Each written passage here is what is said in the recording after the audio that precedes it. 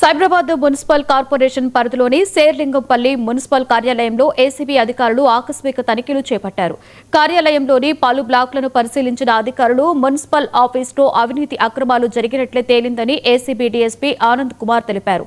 దీనిపై లోతైన దర్యాప్తు చేస్తున్నట్లు వివరించారు. Town planning, engineering section, sanitation విభాగాలలో తనిఖీలు చేస్తున్నట్లు వెల్లడించారు.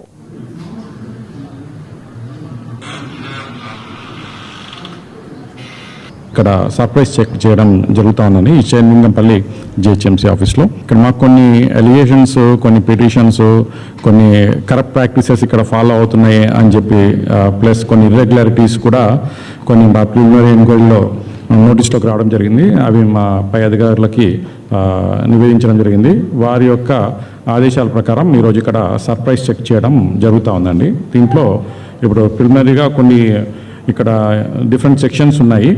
Like town planning section, engineering section, తర్వాత శానిటరీ, ఇట్లా వివిధ భాగాలు ఉన్నాయి. అన్నింటిలో కూడా మేము సోదాలు, మా యొక్క చెక్స్ అవన్నీ చేయడం జరుగుతూ ఉందండి.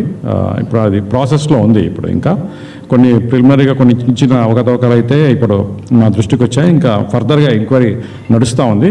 ఇంకా it will take some time అండి చెప్పడానికి.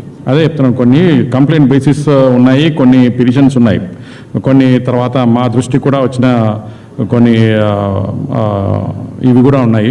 ప్లస్ మా పై అధికారులకు కూడా కొన్ని కంప్లైంట్స్ వచ్చాయి. అవన్నీ బేస్ చేసుకొని మేము పై అధికారుల పర్మిషన్ తీసుకొని ఈరోజు ఇక్కడ సర్ప్రైజ్ చెక్ చేయడం జరుగుతుంది.